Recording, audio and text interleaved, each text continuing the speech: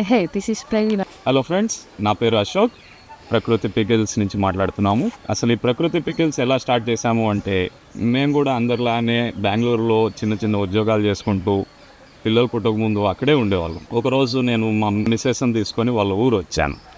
మా అత్తగారు అల్లుడు రొయ్యల పచ్చడి తింటావా అని అడిగారు. అప్పటికి మనకి పచ్చళ్ళలో రొయ్యల పచ్చడి కూడా ఉంటుంది అనే విషయం తెలియదు యాక్చువల్గా. సో సరే అత్తయ్య రొయ్యల పచ్చడి పెట్టండి అని చెప్పాను. ఆమె రొయ్యల పచ్చడి చేసి ముద్దపప్పు, నెయ్యి, రొయ్యల పచ్చడితో వడ్డిచ్చారు మాకు. ఆ రోజు స్వర్గంలో ఉన్నాను నేను యాక్చువల్గా.